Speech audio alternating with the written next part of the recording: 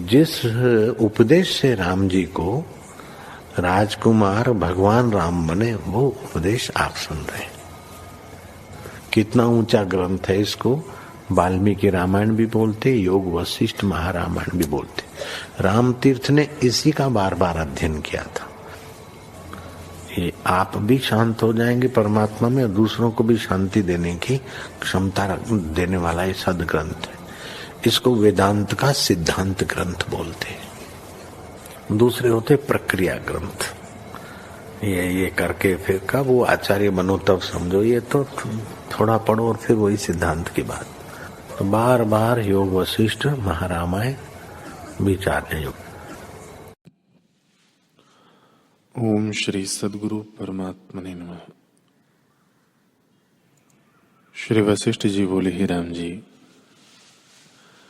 संत जनों और सतशास्त्रों के वचनों और युक्ति सहित यत्न और अभ्यास करके आत्मपद को प्राप्त होने का नाम पुरुषार्थ है। जैसे प्रकाश से पदार्थ का ज्ञान होता है, वैसे ही पुरुषार्थ से आत्मपद की प्राप्ति होती है। जो पूर्व कर्मानुसार बड़ा पापी होता है, तो यही दृढ़ पुरुषार्थ करने से उसको जीत लेता है। हे राम जी, श्रेष्ठ पुरुष वही है जिसने सत्संग और सतशास्त्र द्वारा बुद्धि को तीक्ष्ण करके संसार समुद्र से तरने का पुरुषार्थ किया है। जिसने सत्संग और सतशास्त्र द्वारा बुद्धि तीक्ष्ण नहीं की और पुरुषार्थ को त्याग बैठा है, वह पुरुष नीच से नीच गति को पावेगा। जो श्रेष्ठ पुरुष हैं, वे अपने पुरुषार्थ से परमानंद पद को पावेंगे, जिसके पाने से फिर दुखी न होंगे।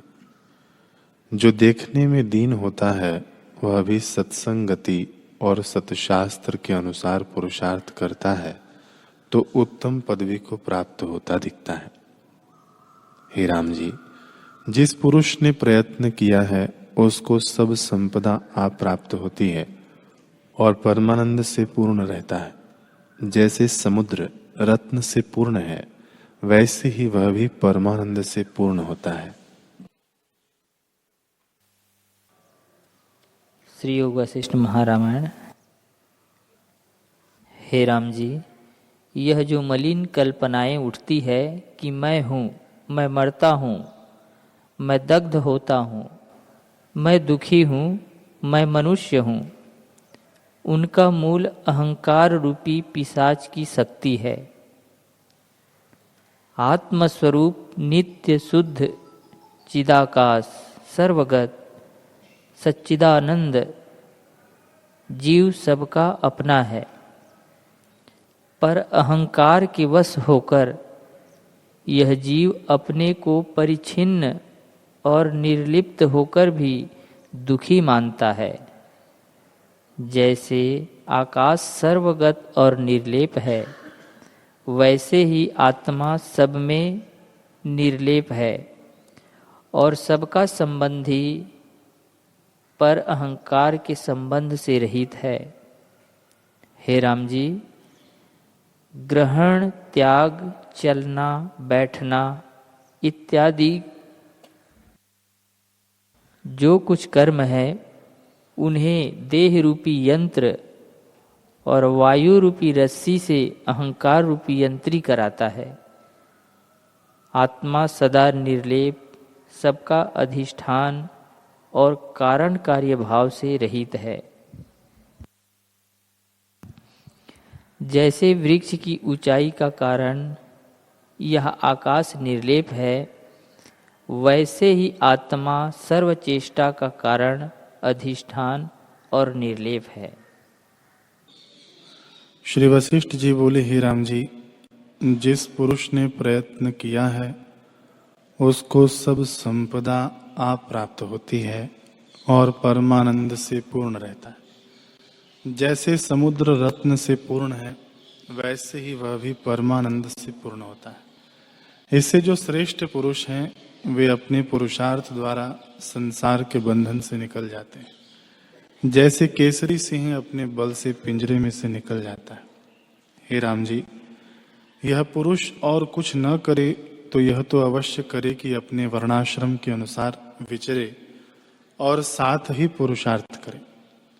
जब संत और सतशास्त्र के आश्रय होके उसके अनुसार पुरुषार्थ करेगा तब सब बंधनों से मुक्त होगा।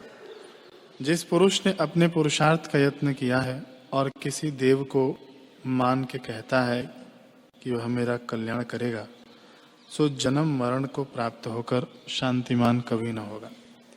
हे राम जी, इस जीव को संसार रूपी विसूचिका रोग लगा है, उसको दूर करने का उपाय मैं कहता हूँ। संत जनों और सतशास्त्रों के अर्थ में दृढ़ भावना करके जो कुछ सुना है उसका बारंबार विचार करे, अभ्यास करे और सब कल्पना त्याग के एकांत होकर उसका चिंतन करे, तब आत्मपद की प्राप्ति होगी। हरि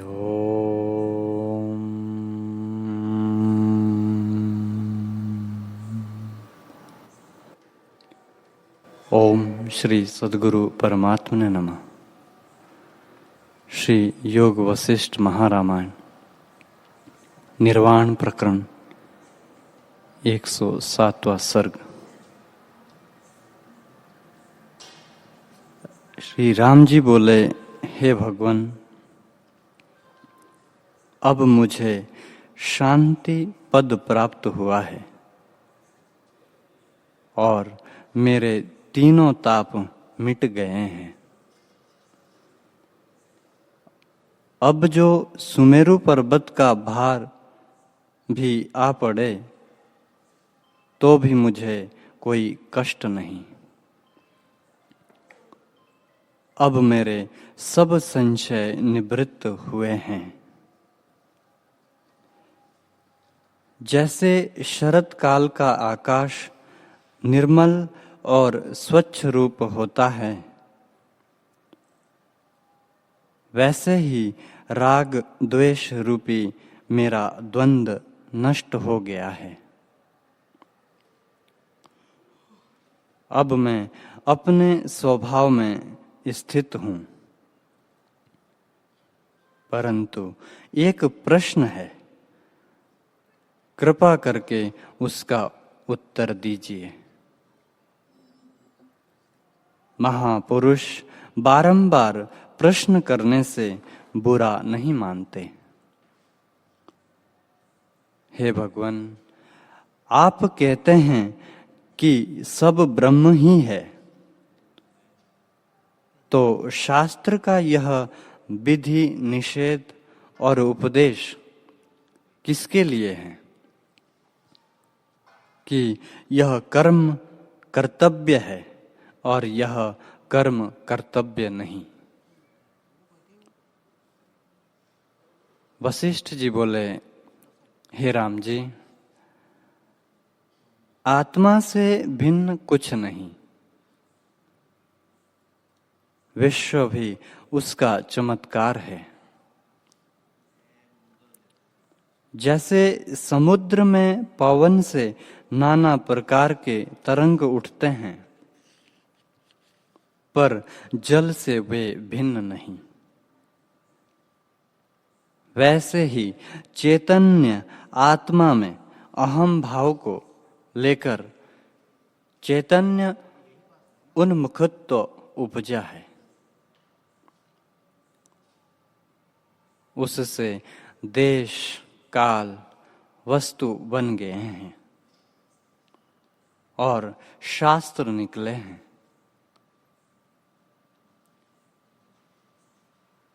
फिर फुरने से उसके दो रूप हुए हैं, एक विद्या और दूसरा अविद्या।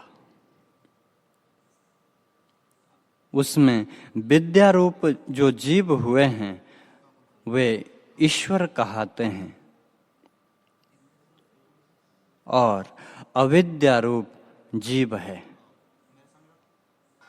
जिनको अपने स्वरूप में अहम प्रत्यय वास्तव रहा है, वे ईश्वर है।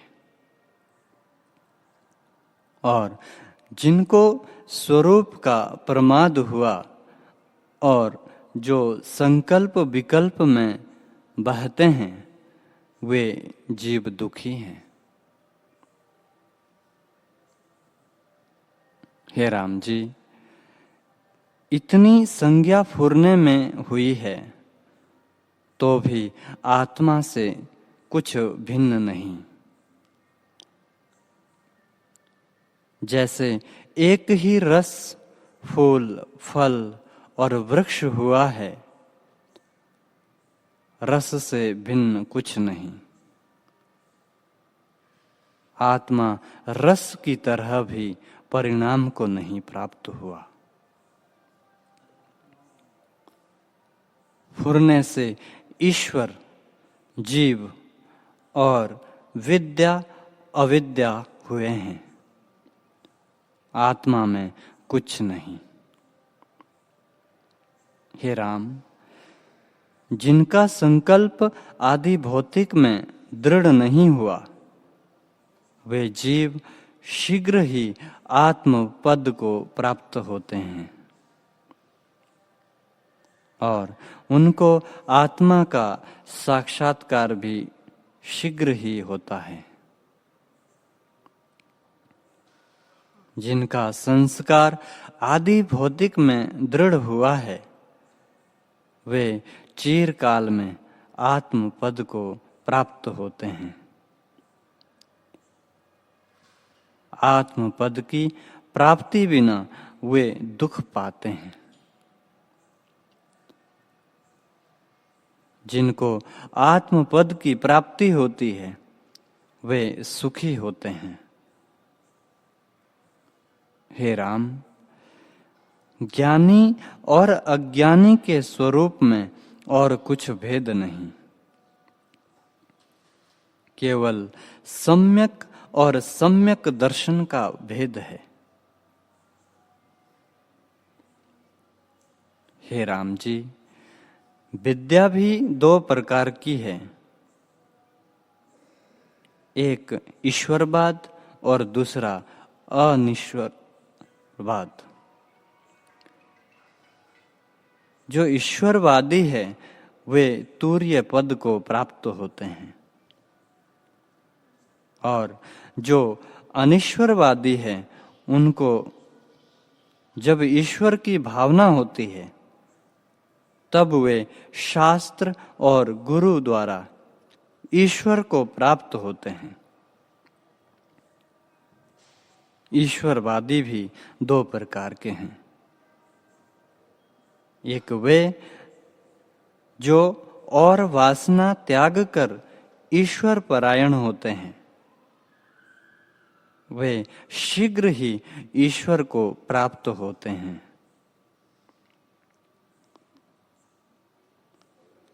आत्मा ही ईश्वर है जो सबका अपना रूप है। दूसरे प्रकार के जीव ईश्वर को मानते हैं, पर उनकी वासना संसार की ओर होती है। वे चिरकाल में आत्म पद को प्राप्त होते हैं। अनिश्वरवादी भी दो प्रकार के हैं। एक कहते हैं कि कुछ होगा, उनको होते होते की भावना से शास्त्र और गुरु के द्वारा आत्म पद की प्राप्ति होगी। दूसरे कहते हैं कि कुछ नहीं है, उनको चिरकाल में जब आस्तिक भावना होगी तब वे आत्म पद को प्राप्त होंगे। हे राम जी, उनके निमित्त विधि और निषेध कहे हैं कि शुभ कर्म को अंगीकार करो और अशुभ कर्म त्यागो। उससे जब अंतःकरण शुद्ध होगा तब आत्म पद की प्राप्ति होगी। जो विधि निषेध शास्त्र ना कहें तो बड़ा छोटे को खा जाए। इस निमित्त शास्त्र का दंड है। हे राम, स्वरूप से किसी को उपदेश नहीं, ब्रह्म में उपदेश है। जिस पुरुष का ब्रह्म निवृत्त हुआ है वह फिर मोह में नहीं डूबता। जैसे जल में डूबा फिर नहीं डूबता, जिसका चित्त वासना से घिरा हुआ जन्म मरण के चक्कर में पड़ा है, उसका इस संसार से निकलना कठिन है।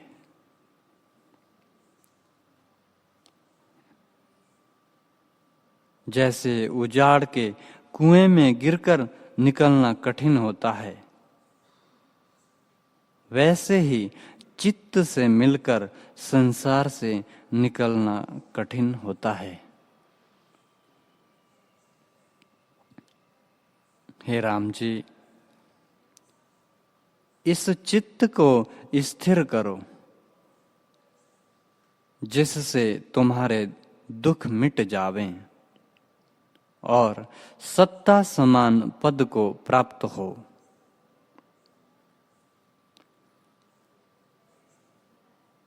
हे राम जी, जिसको आत्मा का साक्षात्कार हुआ है और अनात्म में अहम प्रत्यय निवृत्त हुआ है, वह पुरुष जो कुछ करता है उसमें नहीं बंधता।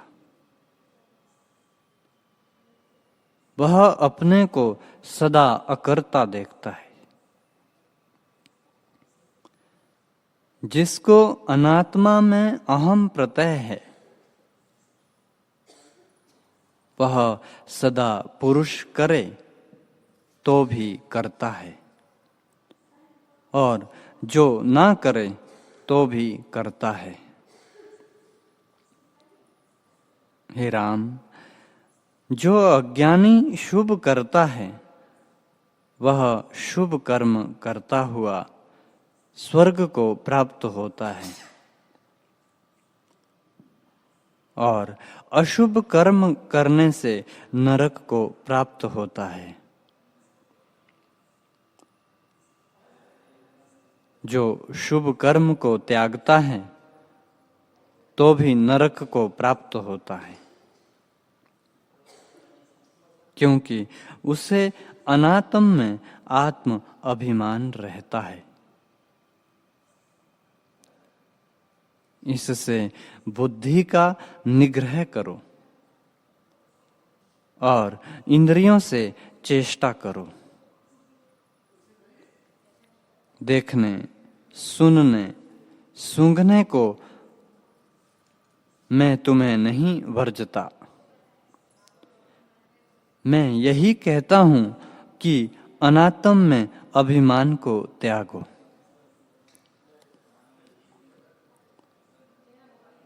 जब अनात्म के अभिमान को त्यागोगे तब शांत पद को प्राप्त होंगे। तब जहां तुम्हारा चित्त जाएगा वहां आत्मा ही भासित होगा। आत्मा से भिन्न कुछ ना भासित होगा।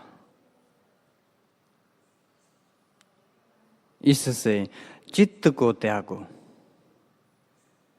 और आत्म पद में स्थित हो। चित्त अहम भाव का नाम है। जैसे विश्व की उत्पत्ति हुई है सो भी सुनो। शुद्ध चैतन्य में चिदावली रूप अहम तरंग उठा है। उस चिदावली रूप समुद्र में जीव रूपी तरंग उपजता है और जीव रूपी समुद्र में अहम रूपी तरंग भासित हुआ है। अहंकार रूपी समुद्र में बुद्धि रूपी तरंग उपजा है। बुद्धि रूपी समुद्र में चित्त रूपी तरंग उठा है और चित्त रूपी समुद्र में संकल्प रूपी तरंग उपजा है। उस संकल्प रूपी समुद्र में जगत रूपी तरंग उपजा है और जगत रूपी समुद्र में देह रूपी तरंग भासित हुआ है। उसके संयोग से दृश्य का ज्ञान हुआ कि यह पदार्थ है, यह नहीं है,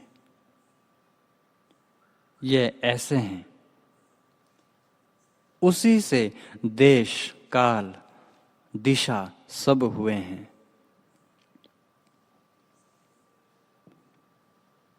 हे राम जी, निदान वे सब संकल्प से हो गए हैं। अतएव आत्मा से भिन्न कुछ नहीं। केवल शांत रूप एक रस आत्मा है। उसमें नाना प्रकार के आचार रचे हैं। जैसे स्वप्न की सृष्टि जो नाना प्रकार की दिखती है, सो अपना ही अनुभव होता है, वैसे ही इस जगत को भी जानो। आत्मा सर्वदा एक रस, अद्वैत, शुद्ध, परम निर्वाण अपने आप में स्थित है। उसके फुरने से नाना प्रकार की कल्पनाएं उदय हुई है। हे राम जी, शुद्ध आत्मा में चिदेव संज्ञा भी संकल्प से हुई है। चिदेव पंचभूतानि चिदेव भुवन यत्रयम्। आत्मा अनिर्वाच्य पद है। उसमें वाणी की गति नहीं। वह शुद्ध शांत रूप है। चिदेव जो स्फुरित है, उस स्फुरण से संसार हुआ सा स्थित है। जैसे एक ही बीज ने वृक्ष, फूल, फल आदि संज्ञाएं पाई है, पर वह बीज से भिन्न कुछ नहीं। पर आत्मा बीज की तरह भी नहीं। संकल्प से ही नाना संज्ञाएं हुई है और जगत स्थित है। तो भी आत्मा से भिन्न कुछ नहीं। जैसे वायु चलती है तो भी वायु है और ठहरती है तो भी वायु है, वैसे ही आत्मा में नानत्व कुछ नहीं। वह केवल शुद्ध अद्वैत है। आत्मरूपी समुद्र में नाना प्रकार के विश्व रूपी तरंग स्थित है।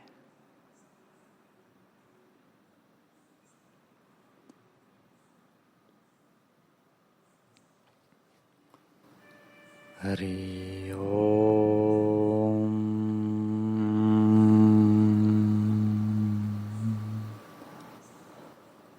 ओम सहनावतु सहना भुनक्तु सहवीर्यं करवावहै तेजस्विनामधीतमस्तु मां विद्विषावहे। ओम शांति शांति शांति। श्री सद्गुरुदेव भगवान की जय।